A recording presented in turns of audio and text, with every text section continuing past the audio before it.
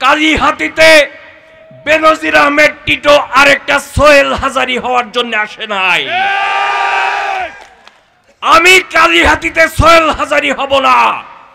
আমার নেতা জনাব তারেক রহমান যে নির্দেশনা দিয়েছেন সেই নির্দেশনার বাইরে চুল পরিমাণ যাব না, আমি কথা দিলাম আপনাদেরকে। পাইকড়া ইউনিয়নের সব গুরুত্বপূর্ণ নেতৃবৃন্দ এখানে উপস্থিত আছেন,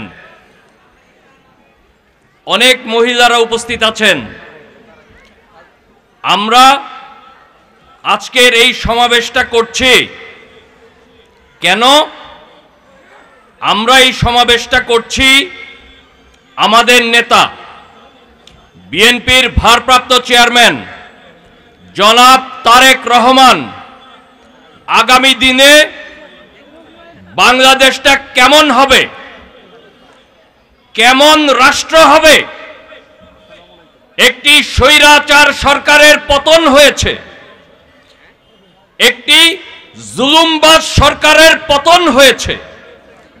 এই দীর্ঘদিন স্বৈর শাসনের পতন হওয়ার পর বাংলাদেশে একটি নতুন রাজনৈতিক অবস্থার সৃষ্টি হয়েছে।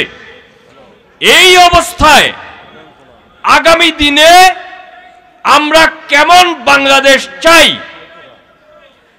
বিএনপি কেমন রাষ্ট্র চায়, সেই কারণে আমাদের নেতা আমাদের ভারপ্রাপ্ত চেয়ারম্যান জনাব তারেক রহমান 31টি দফা দিয়েছেন। সেই 31টি দফা জনগণের মাঝে প্রচার করার লক্ষ্যে আমরা এই সমাবেশ দিয়েছি। আজকে কালিহাতীর বিভিন্ন ইউনিয়নে আমরা এই সমাবেশ করছি, বাংলাদেশের জেলায় জেলায় আমরা এই সমাবেশ করছি। আমরা অনেক জুলুম নির্যাতনের মধ্য দিয়ে এইখানে এসেছি। গত 15-16 বছর আমাদেরকে মামলা মোকদ্দমা দিয়ে জেলখানায় ভরে, আয়না ঘরে ভরে, খুন করে, গুম করে আমাদেরকে অনেক জুলুম নির্যাতন করা হয়েছে। এই পাইকড়া ইউনিয়নে আমাদের নেতাদেরকে হত্যা করা হয়েছে। আজকে বিএনপির 15-16 বছরের অবিরাম আন্দোলন সংগ্রাম, জুলাই মাসের ছাত্র জনতা, রাজনৈতিক দলের নেতাকর্মীদের আন্দোলন সংগ্রাম, তার ফলশ্রুতিতে আজকে আমরা এই অবস্থায় উপনীত হয়েছি। আমাদের নেতা, আমাদের ভারপ্রাপ্ত চেয়ারম্যান জনাব তারেক রহমান যে নির্দেশনাগুলো দিয়েছে, সেই নির্দেশনাগুলো, সেই বার্তাগুলো আপনাদের কাছে পৌঁছে দেওয়ার জন্য আজকে এখানে এসেছি। আমাদের সর্বপ্রথম প্রতিজ্ঞা, স্বৈর শাসক শেখ হাসিনা বাংলাদেশে যা করে গেছে, আওয়ামী লীগ বাংলাদেশে যা করে গেছে, বিএনপি ভবিষ্যতেও সেই কাজ করবে না, করবে না। বিএনপি সেই কাজ করবে না। আজকে বিএনপির নেতাকর্মী যারা আছেন, আপনাদেরকে প্রতিজ্ঞাবদ্ধ হতে হবে। আজকে এখানে আমাদের দলের অনেক নেতাকর্মী আপনারা বক্তব্য দিয়েছেন। আমাদের নেতা বেনজির আহমেদ টিটো, হ্যাঁ ঠিক আছে, কিন্তু আমার নির্দেশনা আপনাদেরকে মানতে হবে।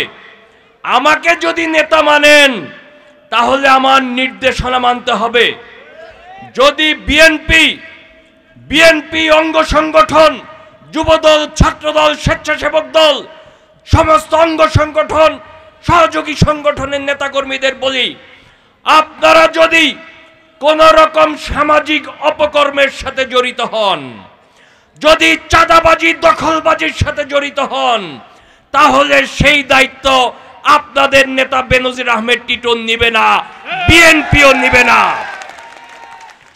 আজকে আমাদের নেতা, আমাদের ভারপ্রাপ্ত চেয়ারম্যান জনাব তারেক রহমান আমাদের প্রতি উদারতা আহ্বান জানিয়েছেন।